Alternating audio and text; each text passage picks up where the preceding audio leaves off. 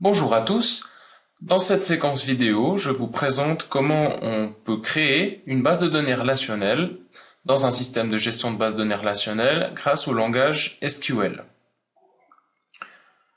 Donc je vous rappelle que lorsqu'un utilisateur ou un programme informatique veut accéder à un système de gestion de base de données relationnelle, il va en fait s'adresser à ce SGBDR à l'aide du langage informatique SQL, qui veut dire Structured Query Language.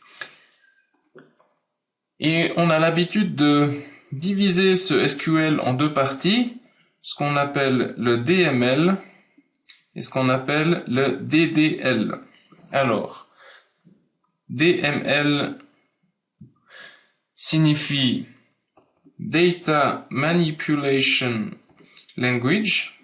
Donc ça, c'est la partie du langage SQL qui permet de manipuler les données une fois qu'elles ont été définies. Et vous avez le Data Definition Language. Et c'est cette partie-là que l'on va utiliser pour créer nos tables. Donc il va s'agir de définir ici comment les données vont être stockées dans notre base de données. Alors, je vous avais promis que le SGBDR qu'on allait utiliser dans ce cours serait SQLite. Alors, on va se rendre ensemble sur le site de ce système de gestion de base de données relationnelle pour faire un petit tour de sa documentation, car malheureusement, chaque SGBDR parle un dialecte du SQL un peu différent. Alors, on va évidemment voir le dialecte SQLite, mais rassurez-vous, les différences entre les différents SGBDR sont très très minimes tant que l'on reste dans du SQL simple. Alors, avant de nous rendre sur le site, je vous rappelle le schéma relationnel que l'on avait défini pour la base de données de la banque. Donc ce schéma comportait essentiellement 4 tables: client, compte, filiale et possession, qui sont reliées entre elles par les liens que vous voyez en vert sur ce schéma relationnel. Nous allons donc voir maintenant comment créer les tables, spécifier les clés primaires qui sont ici soulignées en rouge, les clés étrangères qui sont soulignées en vert, ainsi que tous les différents détails concernant la création des tables. Je vous invite donc à vous rendre avec moi sur le site de SQLite, donc sqlite.org. Sur ce site, vous trouverez ici la documentation. Vous n'avez besoin de télécharger absolument aucun logiciel, car tout sera intégré à Python. Allons sur la documentation. Et vous avez ici énormément de documents qui concernent SQLite. Pour nous, il n'y a qu'un seul de ces documents qui nous intéressera pour le moment, c'est SQL Syntax. Donc il faut descendre un petit peu, SQL Syntax. Vous pouvez y accéder directement à l'aide de cette URL ici. Alors toute la documentation SQL de SQLite est présentée sous forme de petits diagrammes comme ceci.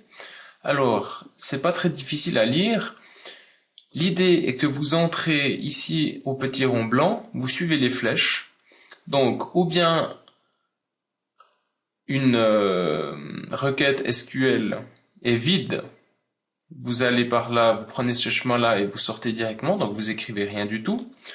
Ou bien vous mettez un SQL statement, c'est-à-dire une requête SQL, et vous sortez directement, ou vous mettez plusieurs requêtes SQL séparées par des points-virgules. Donc on met une requête SQL, on passe ici, on met un point-virgule, on retourne ici, on peut en mettre autant qu'on veut, ou bien sortir directement. Évidemment, mettre une requête SQL vide, c'est pas très utile. Et en général, d'ailleurs, ça constituera une erreur. Alors, le SQL statement que l'on peut remplacer dans ce carré, en fait, c'est ceci, une de ces options-là, et nous, on va voir comment créer une table, donc create table statement.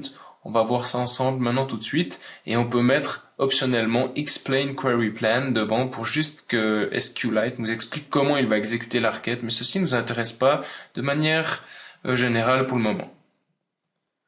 Nous allons donc nous rendre maintenant sur la section create table qui va nous permettre de créer les tables de notre base de données. Nous allons donc essayer d'apprendre à lire ce petit diagramme, de décortiquer un petit peu tous les ingrédients qu'il nous faut pour créer notre table ou nos tables dans notre base de données. Alors on commence par constater que la requête va commencer ici au petit rond vide, va nécessairement passer par l'étape create, donc je vais nécessairement devoir commencer ma requête par create. Ensuite, temporary ici, eh bien c'est quelque chose d'optionnel, parce que je peux passer tout droit et arriver à table, donc ici je vais nécessairement devoir écrire table. Ensuite, de manière optionnelle, je peux mettre if not exists, qui indique à SQLite de ne pas tenter de créer cette table que je lui dis de créer si elle existe déjà. Si une table existe déjà dans une base de données, je ne peux pas la recréer. Ceci va engendrer une erreur. Donc si je mets if not exists, ça permet dans un script d'éviter une erreur si la table existe déjà.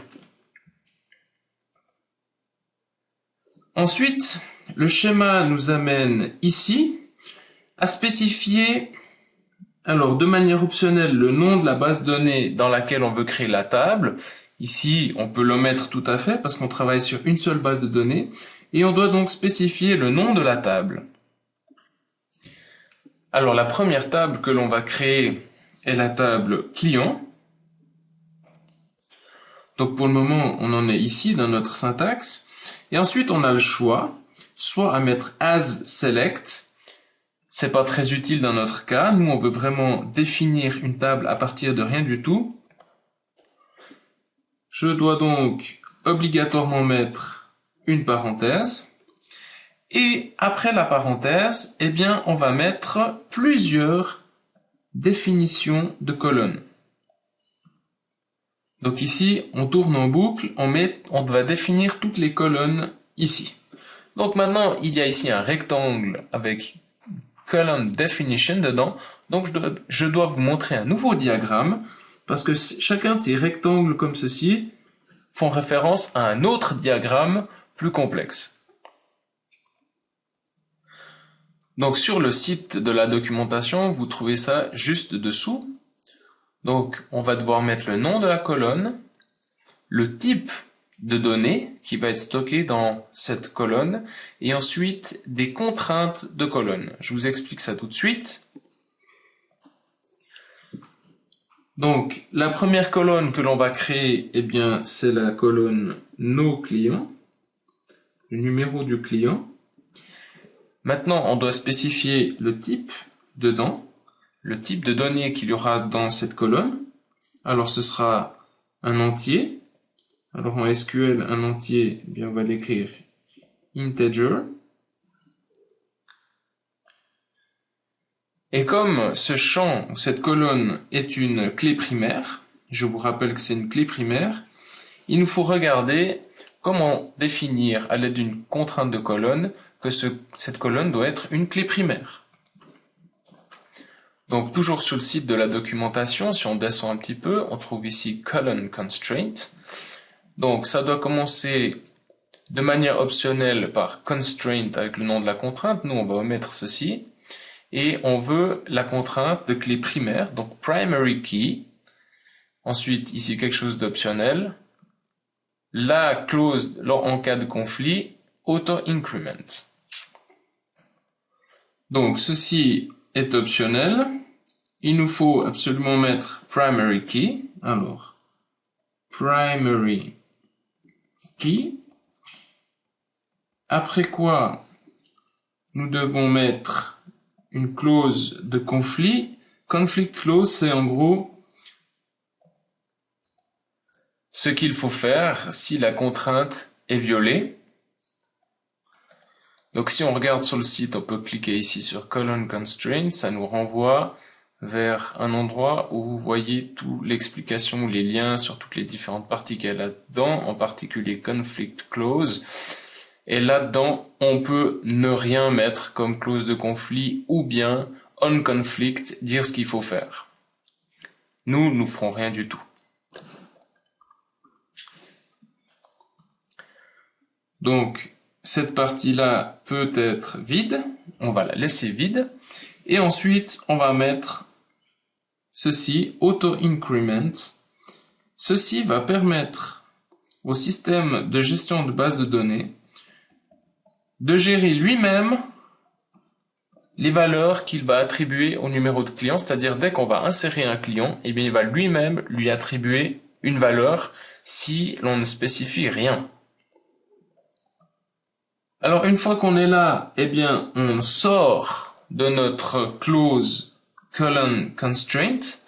Donc, c'est le moment de revenir à nos moutons où on était avant. On était là, dans colon definition, en train de définir notre colonne.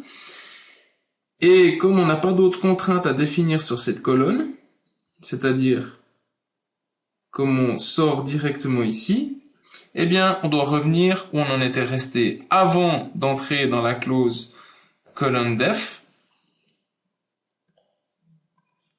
C'est-à-dire que maintenant, on en est là, et on peut soit sortir et fermer la parenthèse, mais c'est pas ce qu'on veut faire parce qu'on a encore des colonnes à définir, soit définir la prochaine colonne, c'est ce qu'on va faire, mais il faut absolument mettre une virgule, je la mets ici. Le prochain champ à définir, c'est le nom du client. Alors, en Python, on mettrait comme type de données string, mais dans SQL, on va mettre plutôt varchar, parce qu'il s'agit d'un texte qui peut avoir une longueur variable, on ne sait pas à l'avance combien de caractères va comporter le nom, et on indique en parenthèse combien de caractères au maximum est-ce que l'on est d'accord de stocker dans le nom. Alors admettons par exemple 30, 30 ça me paraît un peu beaucoup. En tout cas en Suisse ça ferait beaucoup. Voilà. Et ensuite, comme contrainte de colonne, eh bien, on peut spécifier not null pour indiquer que cette colonne doit impérativement prendre une valeur non nulle. On n'a pas le droit de ne rien spécifier comme nom. Idem pour le prénom. Alors, on va aussi faire du varchar 20 not null, admettons. Et puis, en ce qui concerne la dernière colonne, alors si on revient à notre schéma de base de données, on voit que prénom, en fait, c'est le dernier champ, il n'y a plus de colonne à rajouter. Ce qui fait que cette virgule ici est superflue, puisque l'on sort ici du schéma. Alors par contre, je dois fermer la parenthèse, et ensuite, j'ai terminé mon instruction create table. Alors maintenant on se pose une question, où vais-je écrire cette requête? Est-ce que je vais mettre ça dans un fichier Python simplement? Ben je peux pas simplement mettre ça dans un fichier Python. Alors il faut premièrement déjà avoir un système de gestion de base de données relationnel auquel adresser cette requête. Donc nous on va parler à SQLite. Et pour le moment, on va se passer un petit peu de Python et adresser cette requête SQL directement au système SQLite. Alors nous allons utiliser, pour parler au système SQLite, un site internet très intéressant qui s'appelle sqlfidle, f-i-2-d-l-e.com. Et ce site internet permet en fait de créer une base de données et de lui adresser des requêtes sur un système de gestion de base de données qui se trouve sur un ordinateur de ce site, ce qui nous permet de nous décharger du stockage de cette base de données, et ça permettra aussi de partager cette base de données au sein du cours d'options complémentaires. Donc je vous présente ça dans la prochaine vidéo. Merci de votre attention.